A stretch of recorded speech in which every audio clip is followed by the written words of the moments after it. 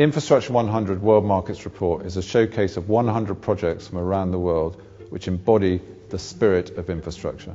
Infrastructure is now a truly global market. Whereas each country might be different, there are a lot of common features. We had some difficulty in deciding how to divide up the world, and we decided to ignore traditional geographical regions and rather focus on the different infrastructure markets that now exist. Mature international markets, economic powerhouses, small established infrastructure markets, and lastly, the emerging infrastructure markets. I'd once again like to thank all our judges for participating in Infra 100. We chose a group of people who are external and independent to KPMG, and their first task was to identify the key themes surrounding infrastructure in their particular market. And we're confident that our judges have been able to choose 100 projects that reflect the scale, the complexity and the diversity of infrastructure projects around the world. Increasingly, governments are having to make some very difficult choices of how to invest their constrained financial resources.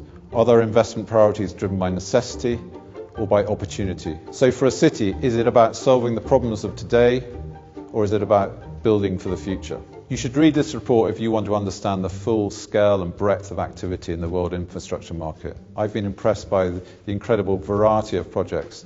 You will receive an explanation of what's driving governments to invest in infrastructure. You'll learn about the way infrastructure is connecting countries, cities and people. You'll learn about the fact that infrastructure is making our world more resilient against the impacts of natural disasters. And lastly, and perhaps most importantly to me, you'll learn about how infrastructure can genuinely alleviate poverty in this world.